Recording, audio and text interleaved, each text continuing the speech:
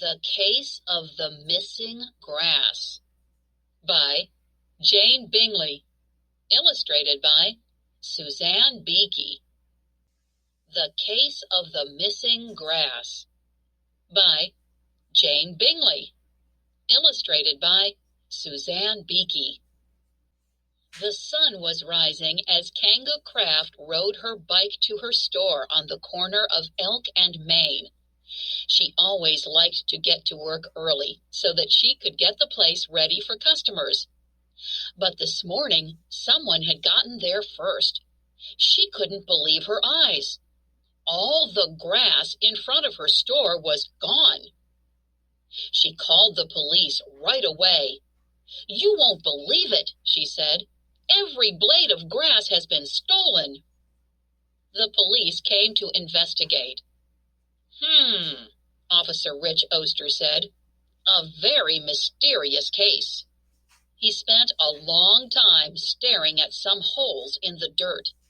He seemed to find them very interesting, but Kanga couldn't tell what he was thinking. The next morning, Lenny Lyons reported to his job as gardener of the golf club. "Maybe I'll mow the grass today," he thought to himself. But when he drove his lawnmower up onto the green, he discovered that there was no grass left to mow. "Very curious," Officer Rich said when he arrived on the scene. He pulled a ruler out of his pocket. He measured some deep dents in the dirt and took some pictures. "Yes, fascinating," he said. "I wonder what's so fascinating about holes in the dirt," Lenny thought, after Officer Rich had left. The next morning, the famous Charging Chips ran onto the football field to practice for the big game. They stopped in their tracks, stunned. All the grass in the stadium had disappeared. "This grass stealing has got to stop," said little Chaz Chip to Officer Rich. Officer Rich was looking at holes in the ground again. He was also flipping through a book called Animal Footprints. "Don't worry," he said. "I think I know the identity of the culprit." Officer Rich marched across town. The Charging Chips followed. Kanga Craft joined the group, and so did Lenny Lyons. By the time Officer Rich reached the house of Hattie Hipster, quite a crowd had gathered. "Why are we visiting Hattie Hipster?" Chaz Chip asked. "Do you think she knows who's guilty?" Officer Rich didn't answer. He knocked sharply on Hattie Hipster's door. "Hattie Hipster," Officer Rich announced when Hattie swung the door open. "You're under arrest for stealing grass belonging to Kanga Craft, the country club, and the Charging Chips. I'm convinced you are the thief."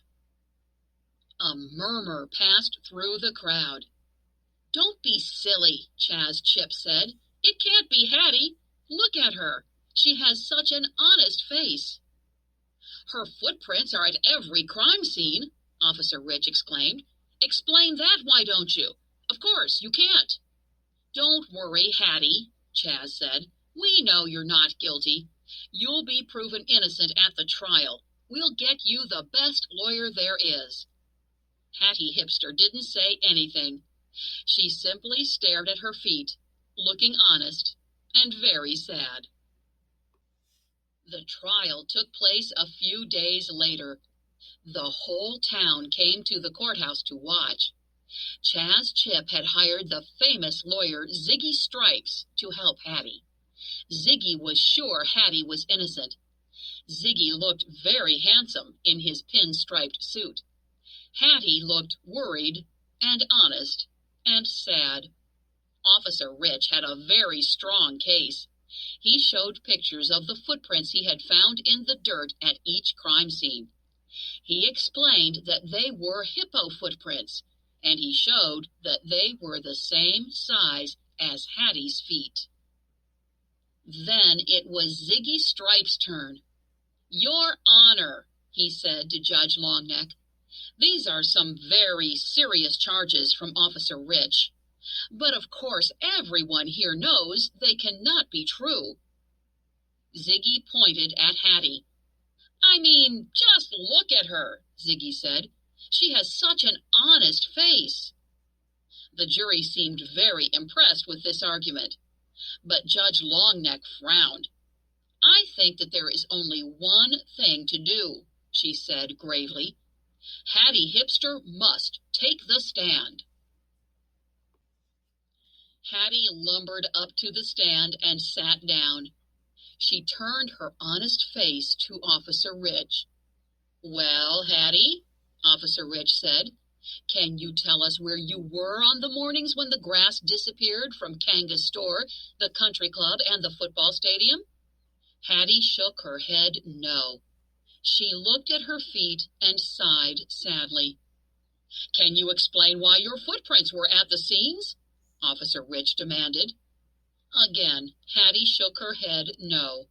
A tear dribbled down her nose. Your Honor, Ziggy Stripes said, how could anyone even suggest that Hattie is guilty when she has such an honest face? Suddenly, Hattie burst into tears. I did it, she cried. It was I. I ate the grass. I couldn't help myself. It just looked so yummy. I'm very sorry, and I promise I'll never do it again. Everyone in the courtroom looked very surprised, especially Ziggy. Well, Officer Rich, Judge Longneck said, you were right all along. Thanks to your good police work, this criminal will go straight to jail. But Officer Rich had another idea. He said. Well, Your Honor, I don't know. What do you mean you don't know? Demanded Judge Longneck. The hippo has admitted her guilt. Well, yes, Your Honor, Officer Rich said. But the truth is, we can't really blame her. Grass is a hippo's favorite food. It doesn't seem right to send her to jail where there is no grass. We should be grateful she was so honest about her mistake. Ziggy Stripes had been looking a bit ill, but now his face lit up. Your Honor, he said, might I suggest a compromise? What if, instead of sending Hattie to jail, you asked her to limit her grass eating to the riverbank near her home? Hattie's eyes filled with tears of gratitude. Oh, what a great idea, she said. Your Honor, I know I could keep a promise like that. Well, now, Judge Longneck said, if that's what everyone wants, I suppose I can allow it. The jury, the spectators, Ziggy Stripes, and Officer Rich broke into joyful applause. From that day on, Hattie only ever ate the grass along the river near her home. Except, of course, for the times when Officer Rich brought her a special gift of grass from his own backyard. Responding. Target skill. Conclusions. Officer Rich makes a conclusion that Hattie Hipster has eaten the grass. He tells his reasons at the trial. Copy the chart below. Fill in 3 details that support this conclusion. Write about it. Text to text. Were you surprised by the ending of this story? Think of another story you know with a surprise ending. Did the authors of each story do a good job of surprising you? Write 2 paragraphs giving your opinion about this.